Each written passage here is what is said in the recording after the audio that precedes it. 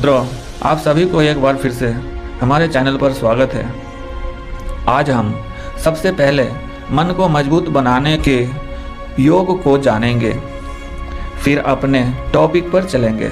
मित्रों, मन को मजबूत बनाने का सबसे आसान तरीका है थोड़ी देर आराम से बैठ जाओ, आलथी पालथी मारकर। इसे हम सुख आसन कहते हैं।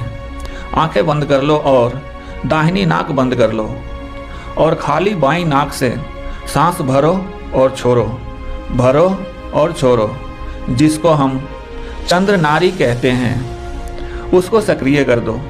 जितनी ज़्यादा आपकी चंद्र नाड़ी की सक्रियता बढ़ती जाएगी, मन की शक्ति अपने आप बढ़ती चली जाएगी और इतने संकल्पवान हो जाएंगे कि आप कोई भी बात जो आसानी से ठान लें तो वो उसको बहुत ही आसानी से कर लेंगे। मित्रों, क्या आप जानते हैं कि हमारे भारत देश को भारत, हिंदुस्तान और इंडिया इन तीनों ही नामों से क्यों जाना जाता है? और इन तीनों नामों से सर्वश्रेष्ठ नाम कौन सा है, जिस नामों के आगे बाकी दो नामें कहीं दूर दूर तक कभी भी कंपेयर हो ही नहीं सकती? आइए उस नाम को जान। पुराणों के अनुसार ब्रह्मा जी से आत्री, आत्री से चंद्रमा, चंद्रमा से बुध और बुध से इलानंदन पुरुरवा का जन्म हुआ। पुरुरवा से आयु, आयु से राजा नहुस और नहुस से ययाति उत्पन्न हुए। ययाति से पुरु हुए। पुरु के वंश में भरत और भरत के कुल में राजा कुरु हुए। कुरु के वंश में शांतनु का जन्म हुआ। शांतनु से गंगा नंदन भीष्म उत्पन्न हुए। उनके दो छोटे भाई और थे, चित्रांगद और विचित्र वीर्य। ये शांतनु से सत्यवती के गर्भ से उत्पन्न हुए थे। शांतनु के स्वर्ग चले जाने पर भीष्म ने अविवाहित रहकर अपने भाई विचित्र वीर्य के राज्य का पालन किया। भीष्म महाभारत के प्रमुख पात्रों में से एक। ये महाराजा शांतनु के पुत्र थे। उनके पिता को दिए गए वचन के कारण उन्होंने ब्रह्मचर्य का व्रत लिया था। इन्हें इच्छा मृत्यु का वरदान था। एक बार हस्तिनापुर नरेश दुष्यंत आखेट खेलने वन में गए। जिस वन में वे शिकार के लिए गए थे, उसी वन में कण्व ऋषि का आश्रम था। कण्व ऋषि के दर्शन के लिए महाराज दुष्यंत उनके आश्रम पहुंच गए।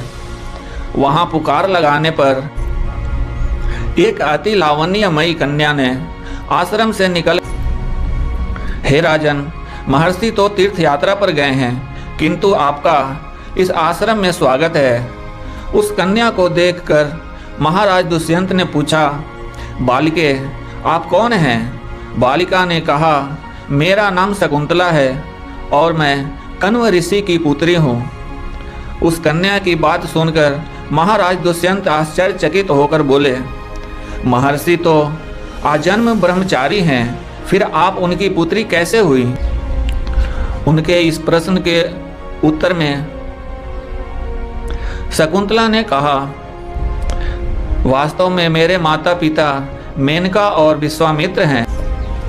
मेरी माता ने मेरे जन्म होते ही मुझे वन में छोड़ दिया था, जहाँ पर शकुंत नामक पक्षी ने मेरी रक्षा की, इसीलिए मेरा नाम शकुंतला पड़ा।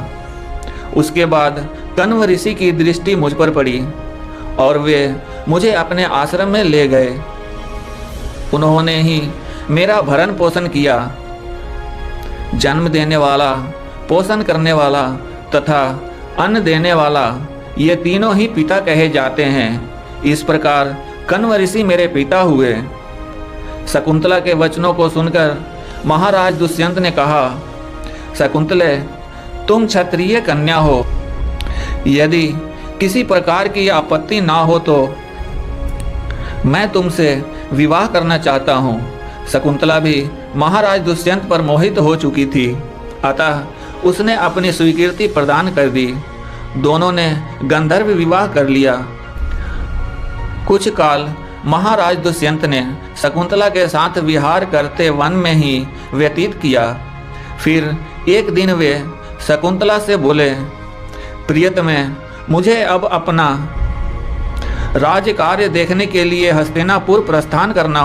महर्षि कण्व के तीर्थ यात्रा से लौट आने पर मैं तुम्हें यहाँ से विदा कराकर अपने राजभवन ले जाऊंगा। इतना कहकर महाराज ने शकुंतला को अपने प्रेम के प्रतीक के रूप में अपनी स्वर्ण मुद्रिका दी और हस्तिनापुर चले गए। एक दिन शकुंतला के आश्रम में दुर्वासा ऋषि पधारे। महाराज दुष्यंत के विरह में लीन होने के कारण शकुंतला उनके आगमन का ज्ञान भी नहीं हुआ। उसने दुर्वासा ऋषि का यथोचित स्वागत सत्कार नहीं किया। दुर्वासा ऋषि ने इसे अपना अपमान समझा और क्रोधित होकर बोले, बालिके, मैं तुम्हें शाप देता हूँ कि जिस किसी के ध्यान में लीन होकर तूने मेरा निरादर किया है वह तुझे भूल जाएगा। दुर्वासा ऋषि के शाप को सुनकर शकुंतला का ध्यान टूटा और वह उनके चरणों में गिरकर क्षमा प्रार्थना करने लगी। शकुंतला के क्षमा प्रार्थना से द्रवित होकर दुर्वासा ऋषि ने कहा, अच्छा, यदि तेरे पास उसका कोई प्रेम चिन्ह होगा तो उस चिन्ह को देखकर उसे तेरी स्मृति हो आएगी। महाराज दुष्यंत के विवाह से गर्भवती हो गई थी। कुछ काल पश्चात कण्व ऋषि तीर्थ यात्रा से लौटे। तब शकुंतला ने उन्हें महाराज दुष्यंत के साथ अपने गंधर्व विवाह के विषय में बताया। इस पर महर्षि कण्व ने कहा, पुत्री, विवाहित कन्या का पिता के घर में रहना उचित नहीं। अब तेरे पति का घर ही तेरा घर है। इतना कहकर महर्षि ने शकुंतला को अपने शिष्यों के साथ हस्तिनापुर भिजवा दिया। मार्ग में एक सरोवर में आचमन करते समय महाराज दुष्यंत की दी हुई शकुंतला की अंगूठी, जो कि प्रेम चिन्ह थी, सरोवर में गिर गई। उस अंगूठी को एक मछली निगल गई। महाराज दुष्यंत के पास पहुंचकर कण्व ऋषि के शिष्य ने शकुंतला को उनके सामने खड़ी करके कहा, महाराज, शकुंतला आपकी पत्नी है, आप इसे स्वीकार करें। महाराज तो दुर्वासा ऋषि का शाप के कारण शकुंतला को विस्तृत कर चुके थे, अतः उन्होंने शकुंतला को स्वीकार नहीं किया और उस पर उल्टा होने का लांछन लगाने लगे। शकुंतला का अपमान होते ही आकाश में जोरों से बिजली कड़की और सबके सामने उसकी माता मेनक उसे उठा ले गई। जिस मछली ने शकुंतला की अंगूठी को निगल लिया था, एक दिन वह एक मछुआरे के जाल में आ फंसी। जब मछुआरे ने उसे काटा तो उसके पेट में अंगूठी निकली। मछुआरे ने उस अंगूठी को महाराज दुष्यंत के पास भेंट के रूप में भेज दिया। अंगूठी को देखते ही महाराज को शकुंतला का स्मरण हो आया और वे कृत्य पर पश्चाताप करने लगे। महाराज ने शकुंतला को बहुत ढूंढवाया, उसका पता नहीं चला।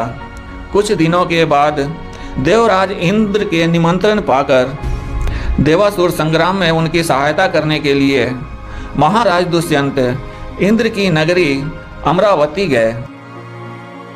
संग्राम में विजय प्राप्त करने के पश्चात जब वे आकाश मार्ग से हस्तिनापुर लौट रहे थे तो मार्ग में उन्हें कश्यप ऋषि का आश्रम दृष्टिगत हुआ। उनके दर्शनों के लिए वे वहां रुक गए। आश्रम में एक सुंदर बालक भयंकर सिंह से खेल रहा था। मेनका ने शकुंतला को कश्यप ऋषि के पास लाकर छोड़ा था तथा वह बालक शकुंतला का ही पुत्र था। उस बालक को देखकर महाराज के हृदय में प्रेम की भावना उमड़ पड़ी। वे उसे गोद में उठाने के लिए आगे बढ़े तो शकुंतला की सखी चिल्ला उठी, हे भद्र पुरुष, आप इस बालक को ना छुएं, अन्यथा उसकी भुजा में बांधा काला डोरा सांप बनकर आपको डस लेगा। यह सुनकर भी दुष्यंत स्वयं को ना रोक सके और बालक को वो गोद में उठा लिए। तब सखी ने आश्चर्य से देखा कि बालक के भुजा में बांधा काला डोरा पृथ्वी पर गिर गया। सखी को ज्ञात था कि बालक को जब कभी भी उसका पिता अपने गोद में लेगा वह काला डोरा पृथ्वी पर गिर जाएगा। सखी ने प्रसन्न होकर समस्त वृत्तांत शकुंतला को सुनाया। शकुंतला महाराज दुष्यंत के पास आई। महाराज ने शकुंतला को पहचान लिया। उन्होंने अपने कृत्य के लिए शकुंतला से क्षमा प्रार्थना किया और कश्यप ऋषि की आज्ञा लेकर उसे अपनी पुत्र सहित अपने साथ हस्तिनापुर ले आए। महाराज दुष्यंत और शकुंतला के उस पुत्र का नाम भरत था। बाद में वे भरत महान प्रतापी बने। उन्हीं के नाम पर हमारे देश का नाम भारतवर्ष हुआ। तो मित्रों, आज्ञा दीजिए, फिर मिलते हैं कुछ और पौराणिक कथाओं के साथ। जब तक के लिए नमस्कार।